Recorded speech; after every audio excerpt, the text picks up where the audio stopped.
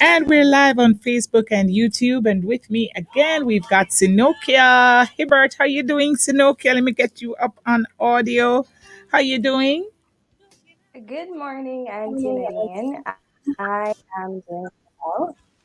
Okay, great. Great to have you on board again. And we're going to be talking about women breaking barriers. So I'm going to Yes, bring you up so you can go ahead and share.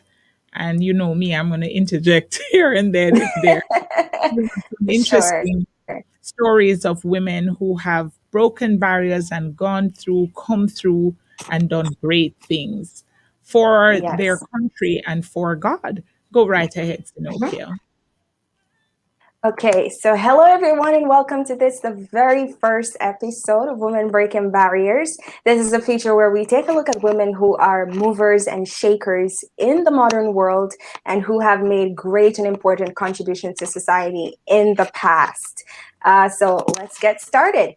Today we'll be doing some time traveling, and we're going all the way back to the 1800s, where we meet a powerful woman called Sojourner Truth. And just in case you're wondering, that was not her birth name.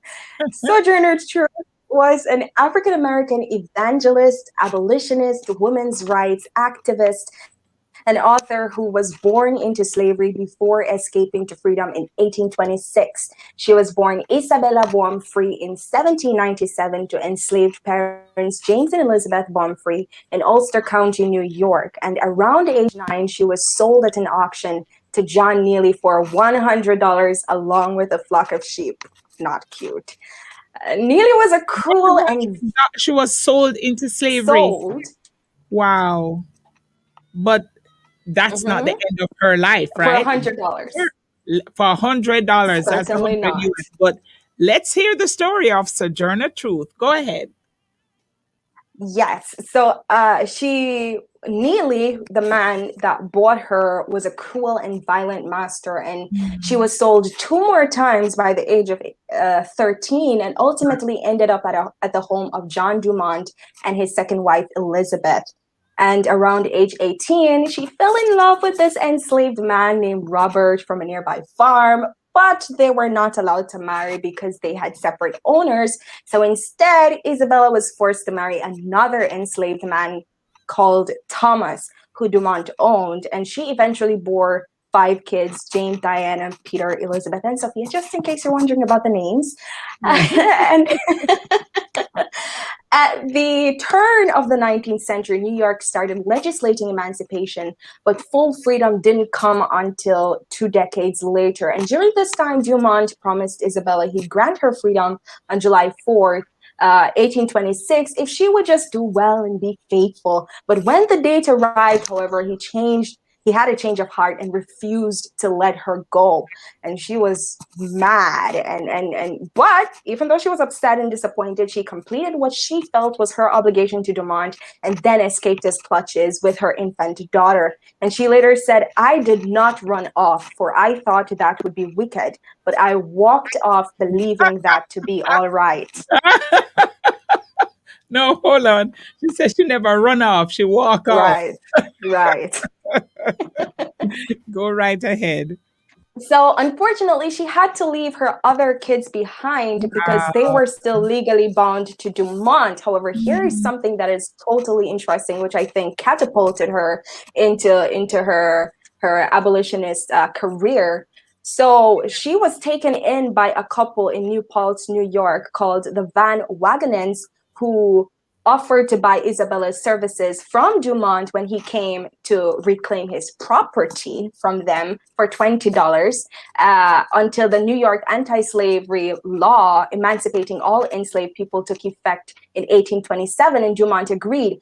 However, after the law was passed, Dumont illegally sold Isabella's 5-year-old son, Peter, and with the help of the Van Wagonens, she filed a lawsuit to get him back. And she eventually won her case and regained custody of her son, making her the first Black woman to sue a white man in the United States court Wow. and prevail. And that, I guess, so what was happening in the South? Because remember, the South, they Yes. continued with the slavery, while the North, they were more free there.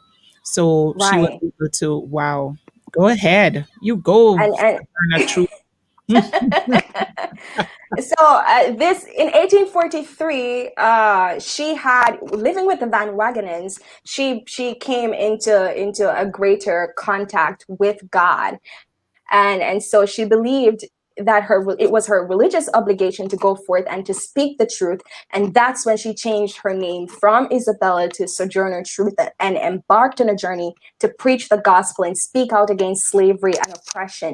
And in 1844, she joined the Massachusetts abolitionist organization called the Northampton Association of Education and Industry, where she met leading abolitionists such as Frederick Douglass, and effectively launched her career as an equal rights activist. She was also involved in the civil rights movement with other famous women like Harriet Tubman, where she helped to recruit back Black soldiers during the Civil War. And also in 1851, she gave this really famous speech. She spoke powerfully about equal rights for Black women.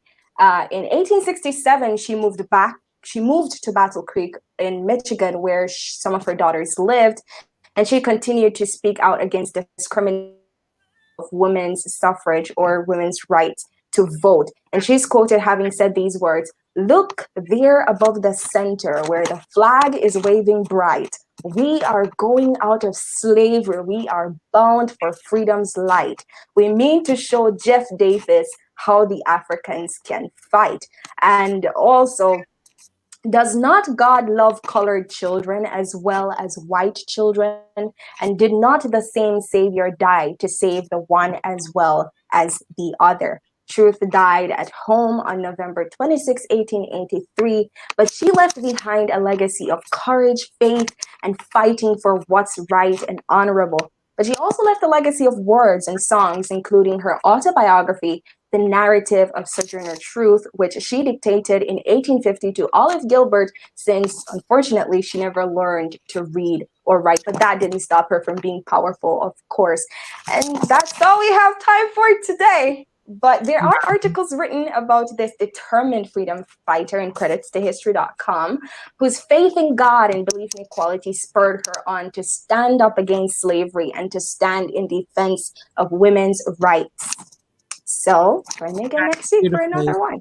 I love to. Yes, indeed. I love this. I really, somebody just sent me a message and said this is a very good feature. Learning about some women who did not let um,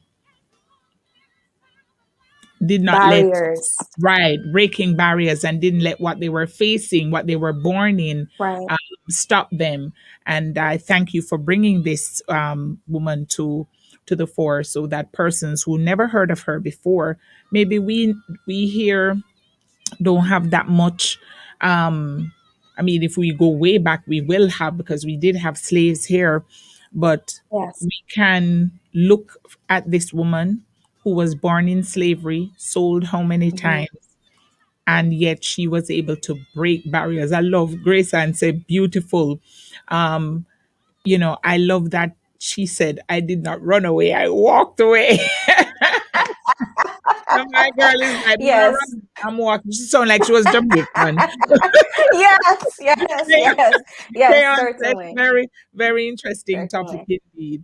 I love that. Well, If I thank you may very much. say, What did Auntie you Nadine, learn though, from this Synokia, from her life? I learned that we take so much for granted today. I take so much for granted today because Sojourner Truth lived in a time when women were treated as property. Not just women, but Black people in a whole were treated as property, and as, you belong to somebody else, as if you're not a free agent.